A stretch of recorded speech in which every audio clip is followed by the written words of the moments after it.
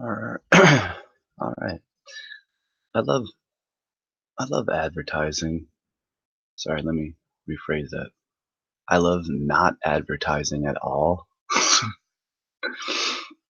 Some days I'll post links to this link so you can join beforehand, but I just like to go live without any advertising at all, and no fanfare.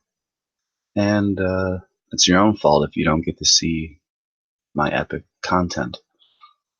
I'm going to show you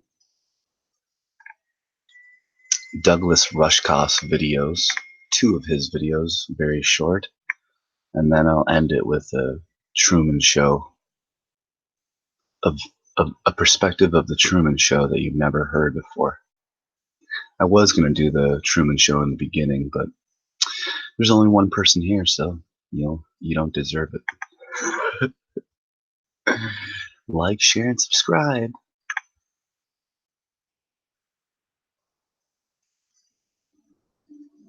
It was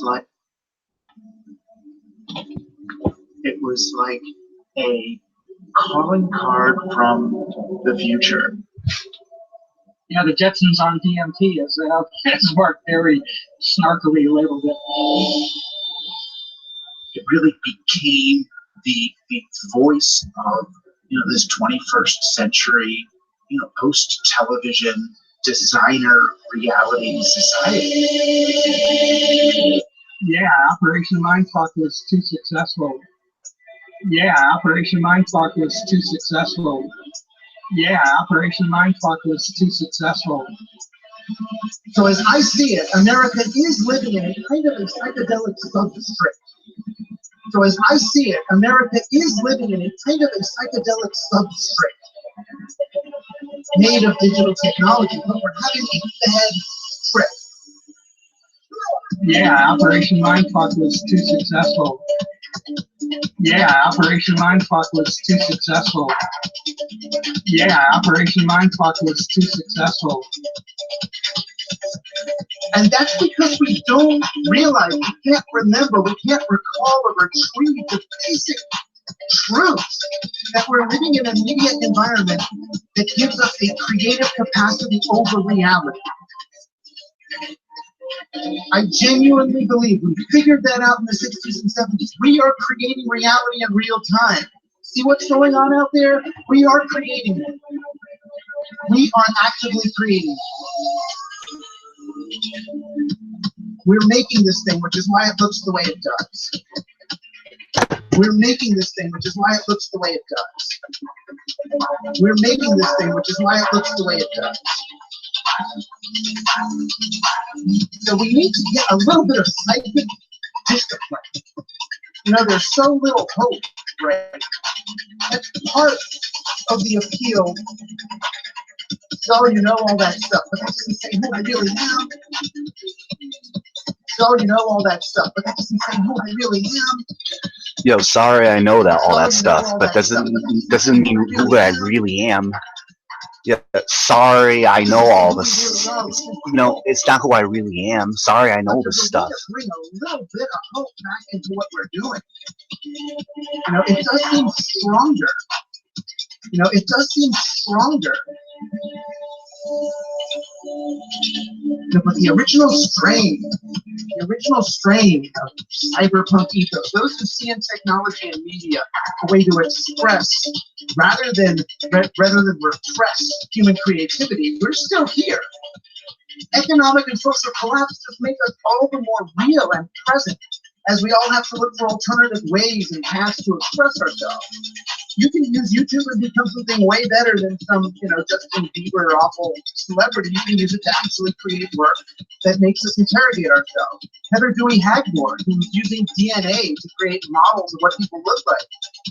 There are a lot of people, Justin Bieber awful present, as we all have to look for alternative ways and paths to express ourselves. You can use YouTube and become something way better than some, Justin Bieber awful celebrity. You can use it to actually create work that makes us interrogate ourselves. Heather Dewey Hagmore, who's using DNA to create models of what people look like. There are a lot of people who are looking at these technologies today, especially in the failure of the digital economy. And it's a failure of the digital economy. In the failure, the wake of the failure, they're looking at these things. They're looking at that failure as fertilizer for these new ideas. Who reify what it means to be human. Who reify what it means to be human. By looking for ways to express and implement a civic reality of shared responsibility, economic equality, and universal human flourishing. We can do this. Ways to express and reify what it means to be human. By looking for ways to express and implement a civic reality of shared responsibility, economic equality, and universal human flourishing. We can do this. The audio will only get better.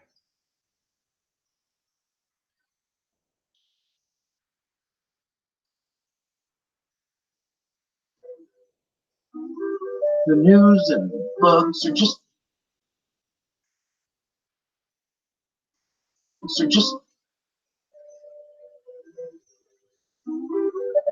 the news and books are just not shocking enough to merit mainstream media attention unless they're bombshell tell-alls from former Trump staffers. Then, at least for me, all of a sudden, that Covington Catholic schoolboy MAGA hat versus Native American video hits the Twitterverse, and everyone wants me on. Finally, the hook. And it's an interesting little meme fest, of course. It's fun to dissect. It's really the story of what happens as you zoom out of a story, from close-up to medium long shot to the whole scene. So what at first looks like some MAGA kid menacing a Native American becomes a seasoned Native American activist setting up this Catholic schoolboy, and then eventually you pull back a little more and it reveals itself to be a Native American intervening in a conflict between Black Israelites and this group of kids, at least so far anyway. And it's a little troubling that my favorite news shows only want me on when it's to explain a sensationalist, social media generated cultural fart. But what matters to me more is that so many of my friends, and worse, so many respected journalists, intellectuals, activists, others, thought to tweet and retweet and comment on this story before they had any idea what was going on. They were not there. So yes, I saw the tweet in my feed from one of the people who retweeted the truncated version of the video spawned by some fake news account in Brazil. And I had a few really clever, nasty things to say myself about the apparent confrontation. But Now, stay tuned for the best part. The Truman Show coming up in a couple minutes here. took my own advice for once, and I did not respond. I took a breath, and I waited, and I didn't do what the platform is programmed to make me want to do. I accepted the possibility that I was looking at a real video and that there was a social injustice going on that needed to be called out, but that it could also nonetheless be fake news, that maybe I didn't really know from looking at a minute of video what was going on. That it might not be any more real than any of the stitched together reality on the tube right now. And that's what reality TV really is. We all know, right? They use real footage, they cut it together to say whatever they want. It's why reacting to decontextualized pictures is so dangerous. If anything, we're living in a media landscape where whoever can most convincingly say what a picture really is wins. Are those refugees? No, they're terrorists. No, actually they're rapists. Whoever names the meme wins the meme. That's why we can't respond to photos on a news feed. We can only react. This is raw footage. We're not there. It may be compelling to look at, particularly if it triggers our knowledge of real racism, oppression, and violence. This is also why we have real journalists on the ground, skilled at investigating the story and determining what happened, so we don't have to rush to judgment and then amplify confusion. So what if I don't find out about what happened until an hour later? Instead of getting drawn into righteously indignant online substitutes for social justice activism, let's go out into the real world and fight the injustices we actually see all around us. And if we really want to work on problems occurring beyond our physical location, let's get the facts from professional journalists. Of course, come to think of it, professional journalists sometimes get it wrong too. And that's perhaps the biggest concern. There's a lot to digest here, and I'm But what I do know for sure is that I think there's a lot to learn about the structural biases of our media and how these dynamics shape our perceptions of world affairs. And last but not least, that whole thing was such a joke. Yeah, it was, dude. Make sure you like, share, and subscribe. The two people watching. I know it's like a huge crowd here. Huge crowd. But this Mckenna thing's about to blow your fucking mind off. So now I can get rid of this. I can get rid of it. I can get rid of this. Goodbye. And I can get rid of this. The internet is acid. Make sure you subscribe to Satori D. He's got about 600 subscribers. He's got a great channel, and I'm glad he gave me permission to make these videos. And now I'm going to show you something else.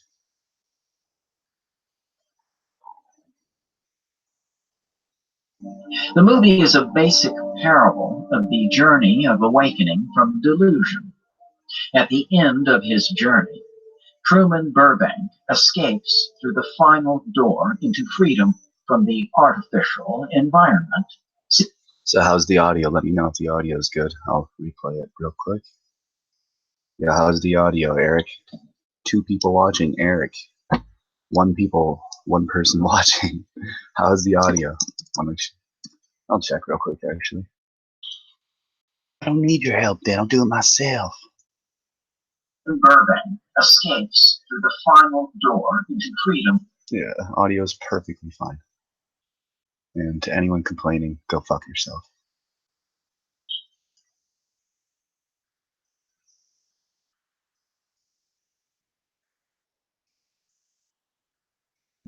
The movie is a basic parable of the journey of awakening from delusion. At the end of his journey, Truman Burbank escapes through the final door into freedom from the artificial environment, Sea Haven, in which he was raised. He steps through the door into a broader reality that is essentially the same world he's always known, but on a larger scale. Same paradigm, same dynamics, same everything, really, just one level up. Just like Neo in The Matrix, Truman doesn't escape from Maya. He just leaps from one turtle to the next. So, pretend it's you opening that door. Your whole life has been moving toward this. You've undergone crisis after crisis, fought battle after battle, destroyed illusion after illusion.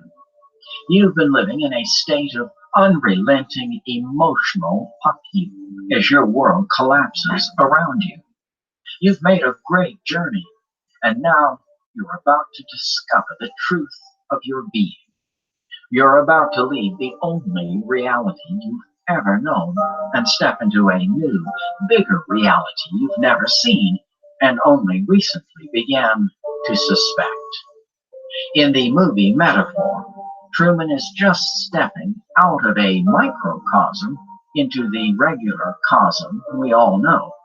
It's really the same paradigm he's known in the vast soundstage of Sea Haven, but on a different scale. He's just tunneling from one cell into a larger cell. But what if, instead of standing at a door to the next level, he was standing at the final door? A door that wouldn't open into just another layer, but beyond all layers and into the ultimate, eternal, and infinite reality. What if he killed his final Buddha, took his final bow, and stepped through that door into the perfect void of nothing forever?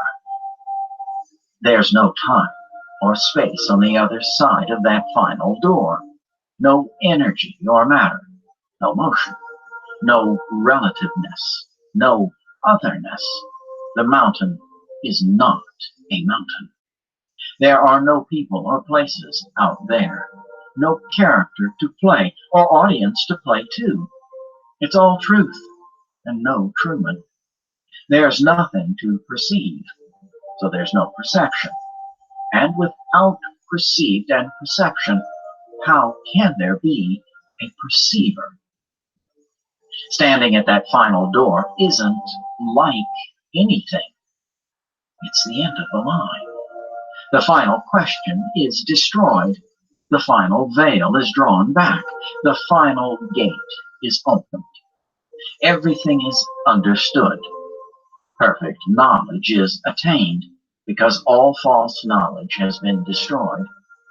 He has arrived at the only place in Maya's universe where there is no further, a strange and lonely place called done. All he can do now is turn around and re-enter the false reality he gave everything to escape. Sound familiar? Only now he is, quite literally, disillusioned. And there it is. The enlightened guy is really just a bad sport who stomped off in a black rage and then slinks back after discovering that there's nowhere else to go. I called enlightenment a booby prize, and this is why. But truth realization isn't achieved by desire, so it's only those who can't get there that would be disappointed. The Black Rage guy didn't want to become something true. He wanted to unbecome something false. In the movie, the last thing Truman does before going through that door is kill the Buddha. He kills God, his God. He's killed everyone else, destroyed every other lie and delusion. And only this last barrier remains. For Truman, it's Christoph, his creator / director / producer. For anyone, killing that final whatever and opening that final door are two ways of saying the same thing. Done. Note that Truman did not make a spiritual journey. He wasn't a practitioner of any technique or follower of any path. He had no teacher or lineage. He was simply someone who detected a loose thread in the fabric of his reality and began tugging on it, and had the purity of intent necessary to keep on tugging, even though Purity of intent and purity of heart is very important. the thing he was unraveling was himself. After you make the great journey, a journey of surmounting obstacles and confronting fears, of unmasking deceivers, of burning everything, of arriving at that final gate and killing that final Buddha, of beholding the infinite truth directly. After all that, then what? Then done. Then you pull the door shut and leave all that truth void shit out there where it belongs. Then you know. Then you understand. Then the house lights are thrown on and the whole tragicomic farce is revealed. And you'll never be able to really suspend disbelief again. Then the artificial environment you went to such lengths to get out of would be looking pretty sweet, and escape would be looking pretty dumb, like breaking out of a submarine or a spaceship. Movie Truman steps through the door and leaves his sea haven behind, but our oxymoronic Truman doesn't go through the door. He can't. There's no such thing as him anywhere else. He's discovered that he's a prisoner in protective custody, a holodeck character who can't exist outside of his holographic environment. He's still on the stage. But now the illusion has been shattered. No more meaning, nothing left to do, just a whole lot of whatever. So, in the movie, Truman passes through the door and the credits roll. But in our final door version, he does not go out. He turns around and goes back in. What is this new person that returns from the final door back into the vast sound stage of Sea Haven? Is he magically endowed? Is he a mystic? Does he have special powers? Can he grant boons? There's nothing different in his appearance. He doesn't glow or levitate or radiate benevolence. He doesn't spew wisdom or have a sagely answer to every question. He doesn't know any shortcuts to the final door or why anyone would want to get there.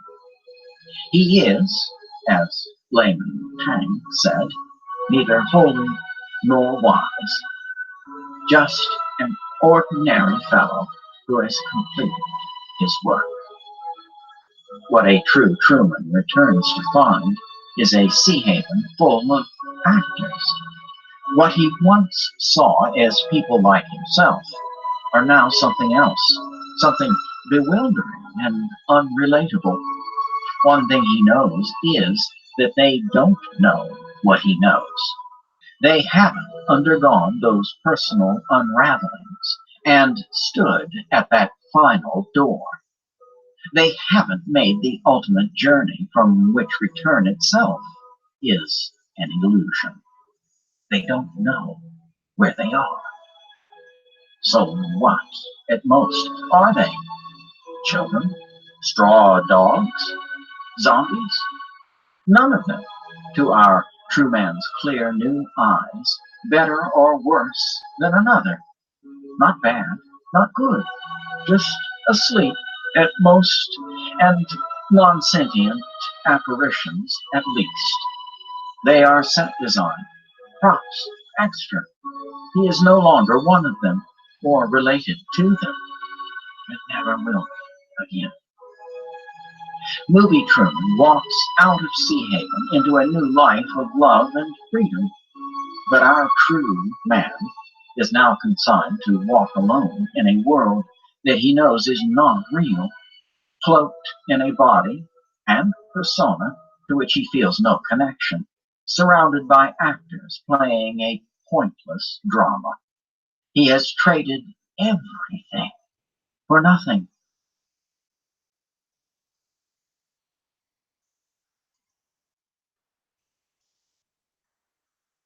In case I don't see you, good afternoon, good evening, and good night.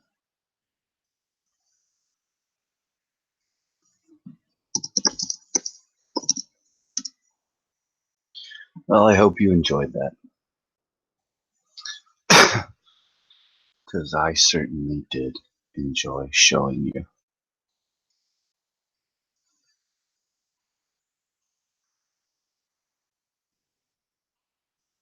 Then you pull the door shut and leave. They haven't undergone those personal unravelings and stood at that final door.